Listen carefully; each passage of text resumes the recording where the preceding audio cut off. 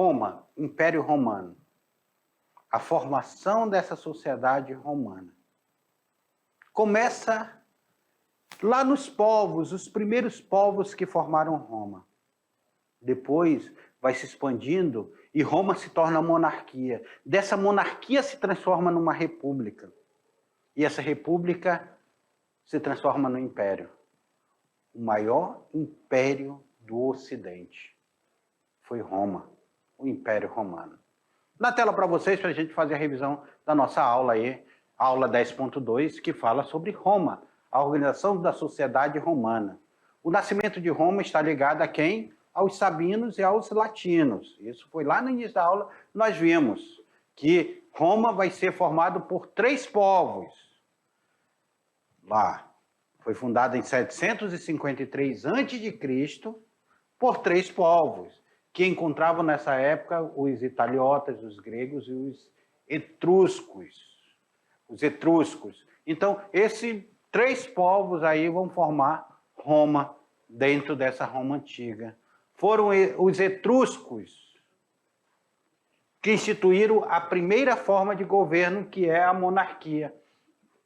Tanto é que a república ela vai surgir para tirar poder desse etrusco, porque a monarquia vai ser dominada pelos etruscos. Vai dominar os outros povos. A divisão social da monarquia romana, ela se dava no período da monarquia entre patrícios, clientes, plebeus e escravos. Os clientes eram diretamente ligados aos patrícios. Muitos deles até ficavam como escravos por dívida. Os plebeus aqui eram homens livres, mas não tinham direito nenhum. Aos poucos, quando nós chegarmos ao Senado, nós vamos ver esses plebeus conquistando alguns direitos. E os escravos? Os escravos não tinham e permaneciam sem direito. Escravos por dívida, escravo por guerra. Tudo isso era forma de escravo. Nós entramos dentro dessa lei romana. Um colégio de 10 magistrados, o decêmviros, foi encarregado de codificar as leis romanas. Lei das 12 tábuas, lei Canuleia, lei Licínia, lei Orgúnia, lei Hortência. Todas essas leis, nós temos aí primeiramente a lei do tábua, que foi colocado lá no fórum, lá na praça pública. E essas outras leis, muitas delas definiram o poder que os patrícios deram também aos plebeus. Os plebeus poder participar da magistratura, os plebeus poder participar do sacerdote, lá se tornar sacerdote, a próprio plebiscito que foi definido aí, até nós entrarmos dentro do processo republicano. A República Romana ela vai se formar em 509 e vai até 27 a.C. Roma vai se desenvolver suas instituições sociais, econômicas e vai expandir o seu território nesse período republicano. Olha aqui a representação da República. Em 509 a.C. foi instaurada a República, correndo graves lutas sociais, sendo o progresso da expansão que consolidou o modo de produção escravista. Em 494 a.C., a revolta do Monte Sagrado, a plebe passou a ter direito ao tribuno de plebe, o qual tinha um poder de veto sobre as ações. A plebe ganhando direito. E a plebe sai para lutar. E com isso é formado o Império Romano. O Império Romano é considerado o maior da civilização da história ocidental. Ele vai durar 5 séculos só, o Império Romano do Ocidente, tá? O Império Romano começou com Otaviano Augusto e terminou com Constantino XI. O Senado servia para apoiar o Império Romano. O Império que vai suceder a República, nós temos a República, depois temos o Império. Roma era uma cidade-estado e passou a ser governada por imperador. E foi nesse momento que Roma se expandiu completamente. E quais as heranças deixadas por Roma? Nós temos Roma essencialmente comercial, escravizava os povos conquistados, o controle das províncias era feito por Roma, Roma era politeísta, os governantes tinham cargo vitalício, a extensão territorial era obtida por conquistas e golpes militares. Essas são as características do Império Romano. E foi isso que nós estudamos sobre Roma, mas agora vocês assistiram o vídeo irão fazer a atividade. A gente já volta para fazer a correção da atividade. Até lá.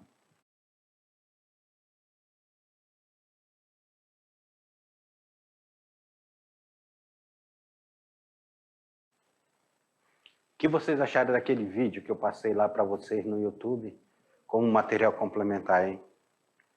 Agora eu estava ali tomando um cafezinho e assistindo ele novamente. É interessantíssimo nós vermos como é que se dá essa formação de Roma.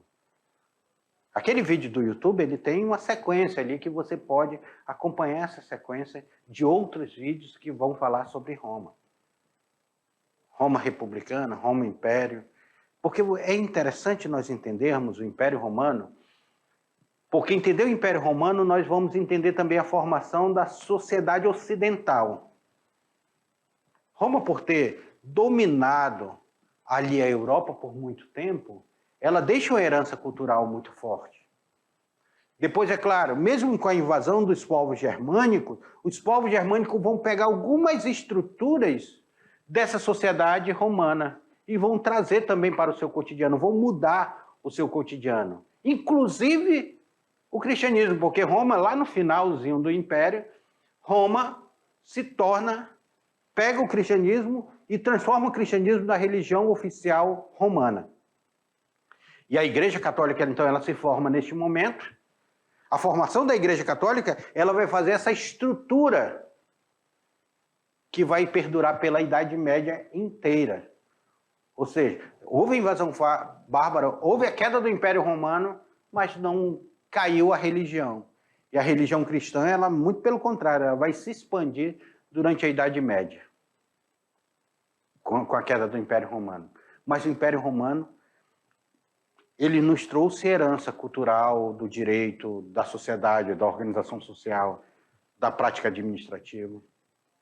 Mas vamos lá, vamos na tela para vocês, para nós olharmos essa atividade aí de sala que nós estamos estudando. Olha a primeira questão. Vamos lá.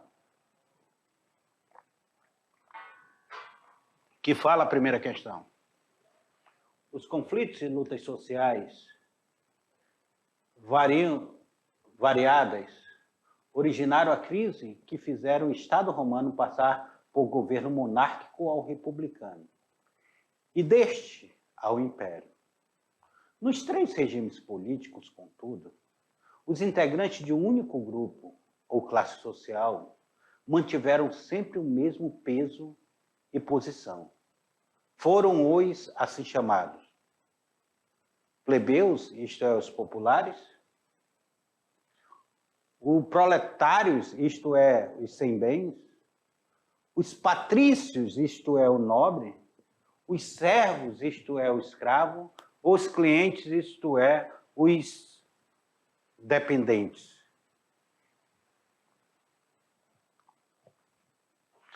Quem é a classe social que nunca perde o poder? Seja ele na república, seja ele na monarquia, seja ele no império. Qual é a classe social? Tipo na nossa sociedade. Nossa sociedade muda governo, sai governo, muda governo e tudo, vem um governo, mas quem é a classe social que nunca perde o seu privilégio? Assim mesmo era em Roma. Em Roma nós tínhamos a divisão da classe social entre patrícios e plebeus ali. No meio tem os clientes ali. Mas os patrícios, eles sempre tiveram um domínio do controle romano. São os patrícios que vão formar a monarquia, são os patrícios que vão formar a república, se tornarem senadores. Os plebeus não podiam ser senadores. São os patrícios também que depois vão controlar o exército. Até no Império Romano, os patrícios permanecem porque permanece o Senado no Império Romano, dando apoio ao imperador.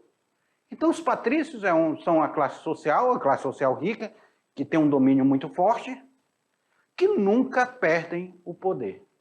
Sai governo, entra governo e nunca perde poder. Então a resposta correta é a letra, na tela para vocês, é a letra C. Patrício, isto é, os nobres.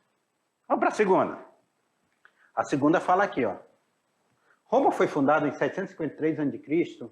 e as pesquisas históricas indicam que o nascimento de Roma está ligado às tribos dos sabinos e latinos que se instalaram na região do Lácio. Aí fundaram várias aldeias, entre elas Roma. Quais três povos que se encontravam nessa época na região que se tornou Roma? Foram os gregos, italiotas e germânicos? Etruscos, persas e hebreus? Hebreus, fenícios e persas? Germânico, persa e egípcio? Ou italiotas, gregos e etruscos? Hein? Quais essas três? Quem foi que fundou Roma? Essas tribos que vão formar Roma. Quem são esses povos? Nós sabemos que nós tivemos influência grega, nós tivemos influência dos italiotas ali, da Península Itálica, e nós temos influência do povo etruscos. Inclusive, os etruscos vão ser o povo que vão formar a chamada monarquia romana. É eles que vão dominar o período monárquico. Eles fundam Roma e vão fazer um domínio do período monárquico. Se forma uma monarquia, uma liderança, e Roma vai ter rei. Monarquia, rei. Não saiu para a expansão imperial ainda, mas tem um rei, tem um líder. Essa formação de Roma. É por isso que é interessante vocês assistirem aquele vídeo complementar, para vocês entenderem bem como é que se dá esse processo. E é legal a antiguidade. Eu gosto muito desse povo aí, para estudar sobre esse povo romano. A cultura romana, ela nos traz um conhecimento fabuloso dentro desse período. Então, olha a resposta dessa questão na tela para vocês. Porque quando nós perguntamos, entre elas, Roma, quais os três povos que se encontravam nesta época na região que se tornou Roma? Essas tribos dos sabinos e dos latinos. Foi os italiotas, os gregos e os etruscos. Sem dúvida nenhuma. Vamos para a terceira? A terceira, ela fala assim. Até hoje, nos cursos de direito, dentro das faculdades e universidades de todo o Brasil, o direito romano é citado como precursor do direito atual. Na Roma Antiga, um colégio de 10 magistrados, o decênviro, foi encarregado de codificar as leis romanas. Sobre as leis romanas é correto afirmar. Agora preste atenção, tá? Porque nós tínhamos várias leis romanas. Nós tínhamos a lei da Angúria, da Canunéia, Licínia, Hortência, a lei das 12 tábuas. Nós temos várias leis romanas. Então, percebam vocês cada uma delas. Vamos lá. Letra A. A lei Augúnia possibilitou os patrícios o ingresso no colégio dos sacerdotais?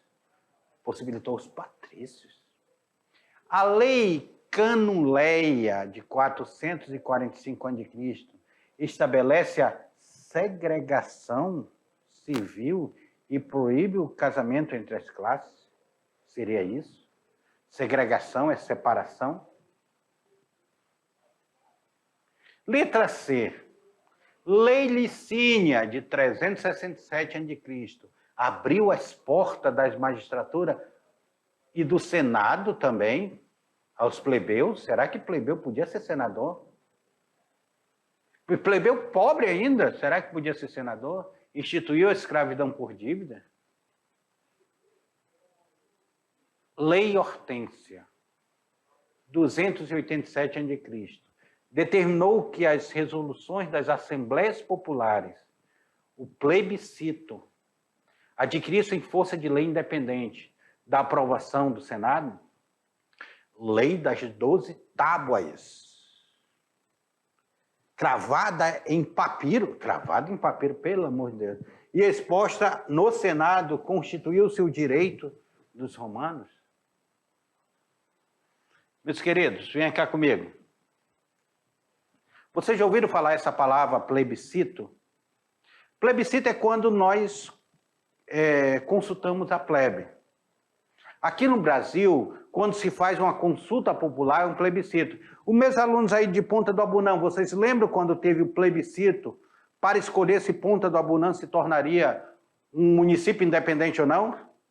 Teve um plebiscito aqui para escolher isso. e venceu Ponta do Abunã. Só que o Congresso não levou à frente para Ponta do Abunã ser um município independente.